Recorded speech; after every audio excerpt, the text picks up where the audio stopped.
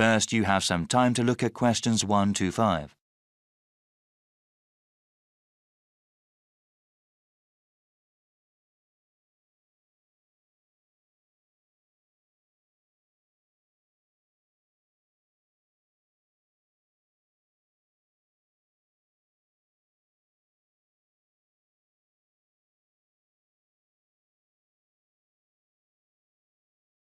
Now we shall begin.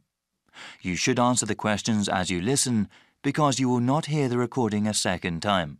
Listen carefully and answer questions 1 to 5.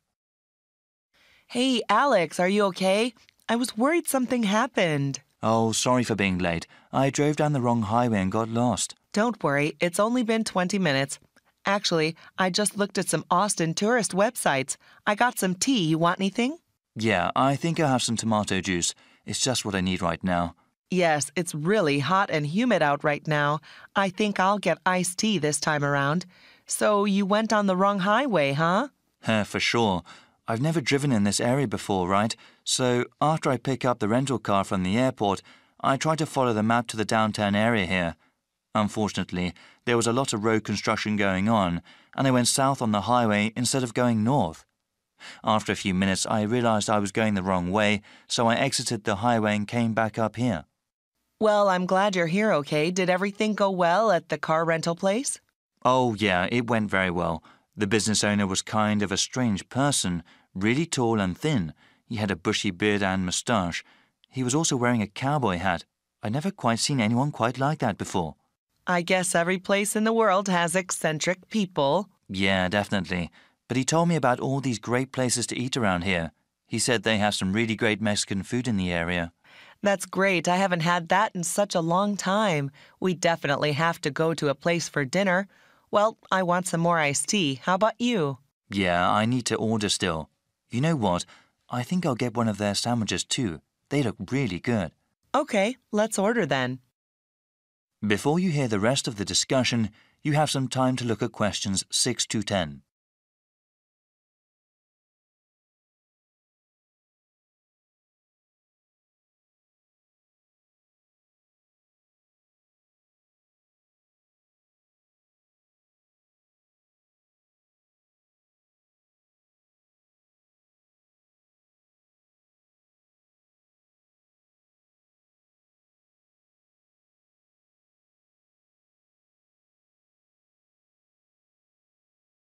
Now listen and answer questions 6 to 10. Now then, what are we going to do today? I was thinking it would be nice to see the state capitol and then maybe the university. Well, according to the website, let me see. The state capitol has tours only on Mondays, Wednesdays, and Fridays. Yeah, if we went there, it would be much better to go on a guided tour. Oh, wait. Yes, there are tours on Mondays, Wednesdays, and Fridays, but also on Saturdays. The university site lists a lot of places that are interesting, so maybe we can spend most of the day at both the Capitol and there. We should definitely go to the lake after that as well, and even spend the night camping there. Great plan. Is there anything else you found online? Yeah, I know you studied biology, so I was thinking that the park would be good. They have a pretty unique collection of trees and plants. They are open Monday through Saturday, so we can go there anytime. There's also the mountain. There are some photos on the website. It looks like they have some great views of the city, and I definitely want to do some hiking. Yes, we would have to take another day for the park and the mountain. But you know, the guy at the rental place was talking about the weather. It seems that there will be a pretty bad storm coming tomorrow. We need to plan around that since it won't be good to be outside when it comes. Certainly not. It's not worth hiking somewhere if the weather is terrible. You know, we can go to the park and the mountain today and then go to the indoor places, the Capitol and the university tomorrow. It'll be hard to get around in the rain, but at least we'll be inside. I agree. By the way, how much are these places? All of them are free except for the park. Wait, I'm not sure about the Capitol tour. Yeah, they don't charge anything for the guided tours. All right then, we'll go hiking first and then relax at the park. Then we can camp at the lake. We'll go to the Capitol and the university tomorrow.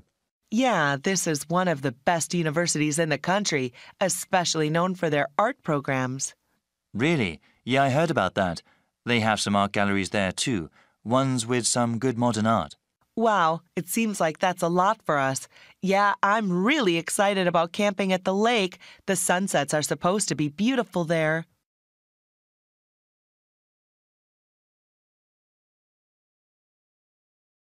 That is the end of part 1. You now have half a minute to check your answers.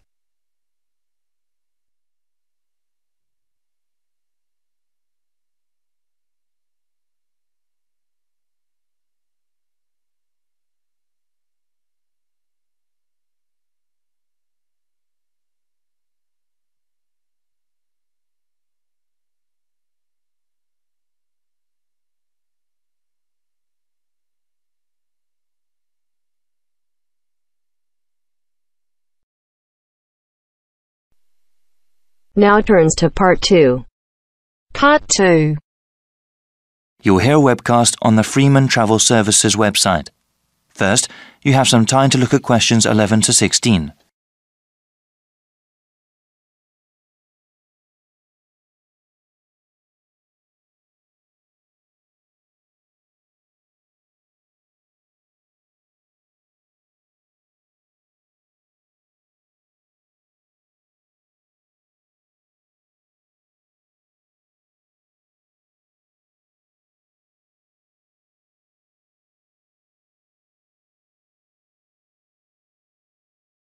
Now listen to the first part of the webcast and answer questions 11 to 16. Welcome to the Freeman Travel Services website. We appreciate your visit. Please listen to this introductory webcast for general information. You can click another link at any time. For webcasts in other languages like Spanish or German, please click on the links above the media player. From this website, you can access audio information on our latest travel offers. If you have already made a reservation with us previously and would like to check on its status, please click on the reservations link in the upper right-hand corner of the page. We also have information regarding our new line of Extreme Tour packages. Thank you for choosing Freeman Travel Services as your guide. This webcast will explain our recently developed line of Extreme Tour packages. These special vacations were made for those with adventure in mind. We have already gotten awards from a highly regarded travel agency association for these tours. Here at Freeman, we want to help you create memories that last a lifetime. These are not your everyday ordinary tour packages. On these excursions, you will have the chance to challenge yourself and grow as a person. How many other travel agencies can claim to help you do that? We currently offer extreme tours on 3 different continents. In South America, we have programs in Brazil, Peru, and Argentina. In Southeast Asia, you can go to Thailand or Vietnam. Finally, we just recently started selling spaces for tours in Australia. We also plan to offer more locations around the world in the coming year. Please check this website for future updates. There are highly trained people guiding you on every one of our tours. For those independent travelers, don't worry, there are plenty of opportunities available to explore on your own. Whenever you purchase one of our tour packages, we do our best to accommodate you. Round-trip airfare to your destination is included, along with any accommodation and transportation needed in that country. We don't include food or any sort of entertainment in the price. We know that our customers often want to discover these things by themselves. Before you hear the rest of the webcast, you have some time to look at questions 17 to 20.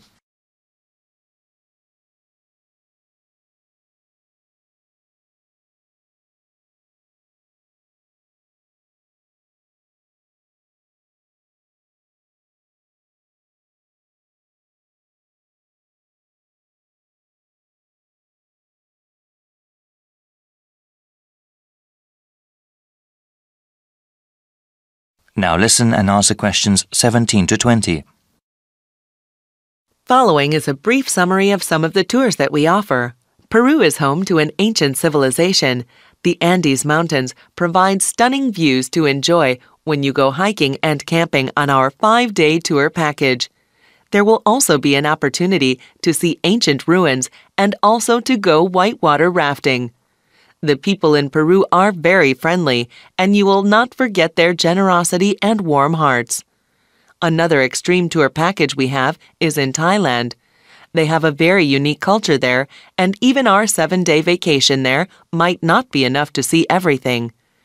The tour includes an overnight stay on a riverboat, parasailing, and a visit to one of Thailand's biggest cities, Chiang Mai. We also have an excursion to an elephant ranch that you do not want to miss. Finally, we have something really special for you in our newest vacation package in Australia. We have over 2 weeks of activities, that is 14 days, which take you from the Gold Coast to the Outback and to some of the continent's most exciting places. Go on this tour if you want to scuba dive with thousands of tropical fish at the Great Barrier Reef, see the awesome beauty of Australia's deserts, and party in some of the best clubs and bars in the country. Thank you for considering Freeman Tours. I invite you to look at the comment board on this website. There you can read the testimonials of all the people who have gone on our tours.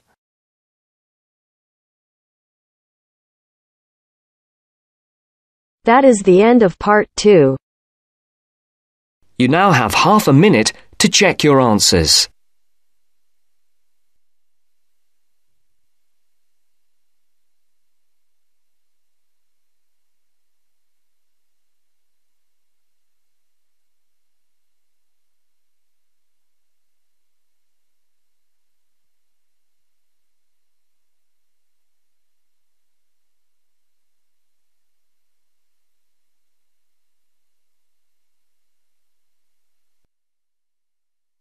Now turns to part 3. Part 3. You're going to hear an explanation of how a school chancellor will be chosen. The chairman is explaining the process to 2 students, Sarah and Arnold. First, you have some time to look at questions 21 to 25.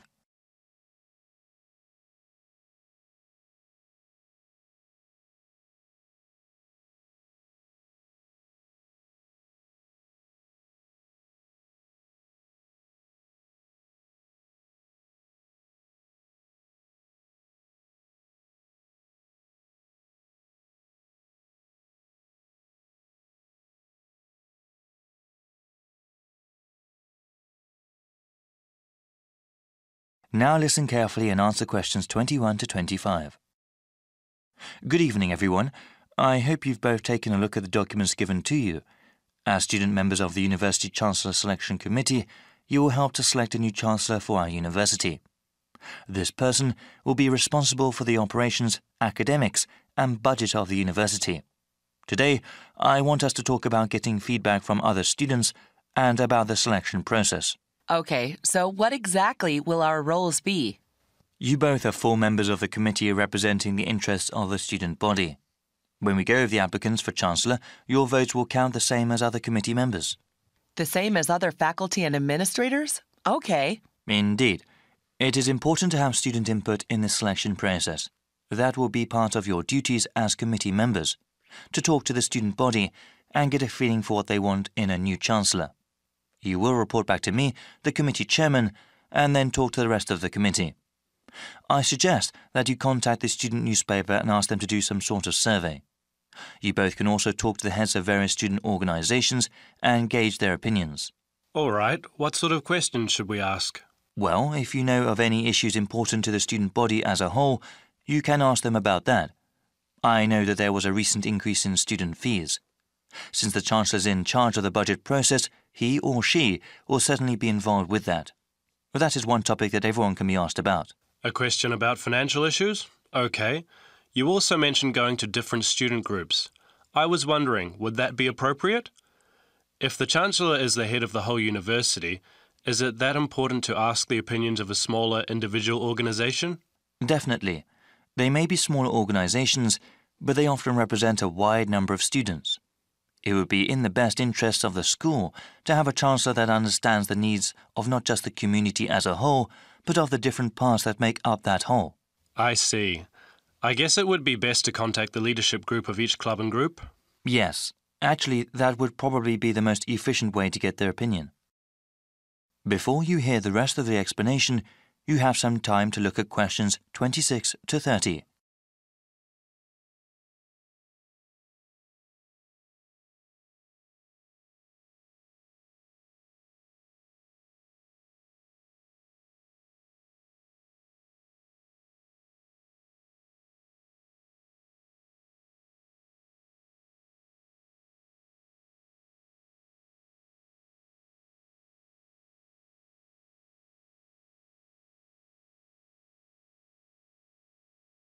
Now listen and answer questions 26 to 30. After you get a feel for what the student body thinks, I would like you to create a report for me. As chairman, I am responsible for making sure the different views of the students, faculty and the administration are heard. So what happens after we submit our report to the rest of the committee? We'll start with the rest of the selection procedures. We have an open process, meaning anyone who wants to can apply to be Chancellor. That way, we will have the widest available pool to choose from.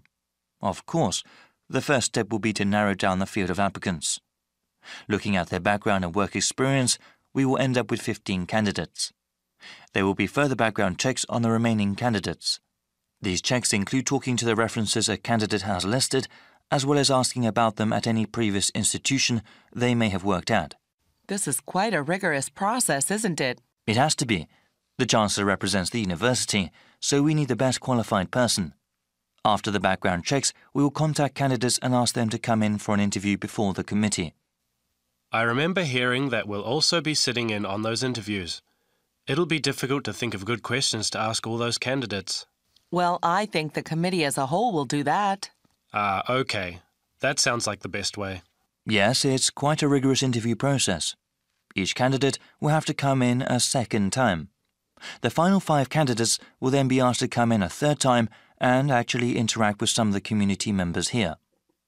After the committee chooses the finalist, that one name will be sent to the Board of Trustees to be approved. They will also go over the candidate's material before having an up or down vote on him or her. Then that person becomes the Chancellor of the university? It is good to have so many people working together on this. I'm sure we'll find a great Chancellor. Yes, actually there are many interesting stories about past selection committees. That is the end of part 3. You now have half a minute to check your answers.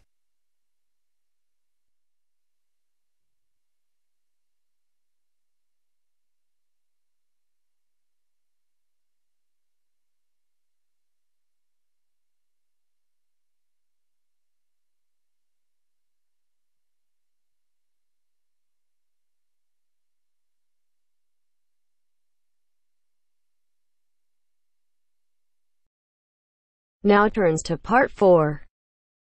Part 4.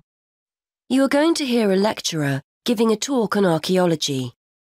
First, you have some time to look at questions 31 to 40.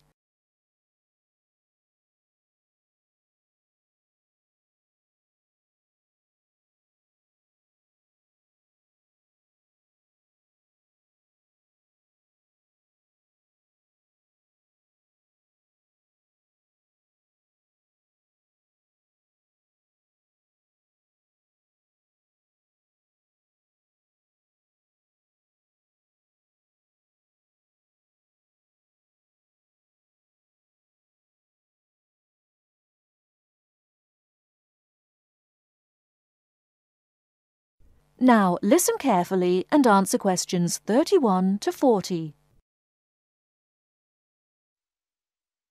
Many thanks for inviting me along today to talk to you about the results of some very interesting recent archaeological research. The saying, "you are what you eat," is often applied to present-day dietary advice. Certainly, our bodies will show evidence of whether we eat healthily or live on fast food and takeaways. This can be particularly useful in archaeological research. Through a careful analysis of the ancient bones of our ancestors, we can tell a great deal about their diet and the way they lived. I'd like to talk to you today about some research into the early settlers of some remote tropical islands in the Pacific. When these people travelled to these new lands 3,000 years ago, They had to bring along all the resources they needed for survival, including food, plants and animals from their original homes. One such group were the Lapita people, who were early settlers of remote Oceania, several islands in the Pacific. When the Lapita set sail for the island Vanuatu, they brought with them domestic animals and crop plants. This allowed them to settle in an area where no humans had previously lived and that had limited natural resources. Archaeologists have been keen to discover to what extent these settlers and their domestic animals relied on the resources they'd brought with them compared to the native plants and animals they found on the island. In order to try and understand the diet and lives of the Lapita people, archaeologists analysed the chemical composition of the bones of 50 adults excavated from the Lapita cemetery on Efate Island, Vanuatu. Depending on what we eat, we consume varying amounts of carbon, nitrogen and sulfur. As these chemical elements are ultimately deposited in our bones, the amounts or ratios of each one can provide a sort of dietary signature. For instance, plants incorporate nitrogen into their tissues, and as animals eat plants and other animals, nitrogen builds up in their own system. The presence of different ratios of chemical elements may show whether a human or an animal ate plants, animals, or both. Carbon and sulfur ratios offer another clue to diet. Carbon ratios, for example, differ between land and water organisms, as do sulfur ratios, the values of which are much higher in aquatic organisms compared to land-based organisms. As well as examining the settlers' bones, scientists carried out a comprehensive analysis of the chemical elements found in the settlers' likely food sources. This included modern and ancient plants and animals. They found that early Lapita inhabitants of Vanuatu may have searched for food rather than relying entirely on food they'd grown themselves during the early stages of colonization. In the longer term, they probably did grow and consume food from the resources they'd brought with them, but early on, they appear to have relied as much on a mixture of fish, marine turtles and fruit bats, as well as their own domestic land animals. They also provide clues to the culture of the settlers. For one thing, males had much higher nitrogen levels compared to females, which indicates greater access to meat. This difference in food consumption may support the hypothesis that Lapita societies were ranked in some way, or it may suggest dietary differences associated with the work people were involved in. Additionally, the archaeologists analysed ancient pig and chicken bones and found that carbon levels in the settlers' domestic animals indicated that they were eating a diet mainly of plants. However, their nitrogen levels indicate that they may also have roamed freely, eating food such as insects. This would have allowed the Lapita people to keep food resources that were in short supply for themselves, rather than feeding them to their domestic animals.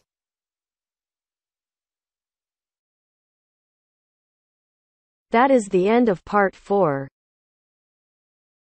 You now have half a minute to check your answers.